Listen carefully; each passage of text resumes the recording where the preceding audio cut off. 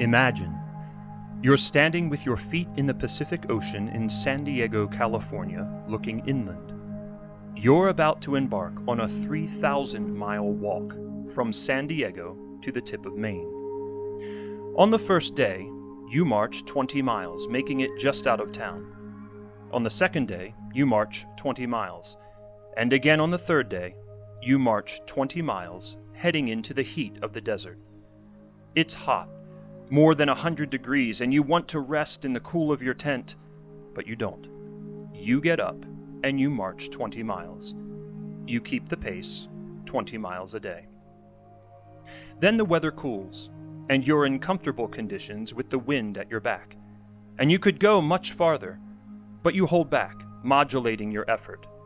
You stick with your 20 miles. Then you reach the Colorado high mountains and get hit by snow, wind, and temperatures below zero, and all you want to do is stay in your tent. But you get up, you get dressed, you march your 20 miles. You keep up the effort, 20 miles, 20 miles, 20 miles. Then you cross into the plains, and it's glorious springtime, and you can go 40 or 50 miles in a day, but you don't. You sustain your pace, marching 20 miles. And eventually, you get to Maine. Now imagine another person who starts out with you on the same day in San Diego. He gets all excited by the journey and logs 40 miles the first day.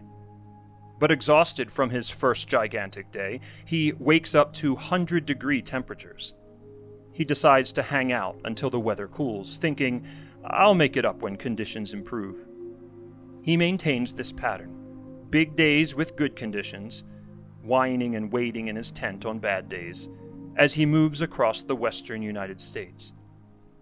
Just before the Colorado high mountains, he gets a spate of great weather, and he goes all out, logging 40 to 50-mile days to make up lost ground. But then he hits a huge winter storm when utterly exhausted. It nearly kills him, and he hunkers down in his tent, waiting for spring. When spring finally comes, he emerges, weakened, and stumbles off toward Maine.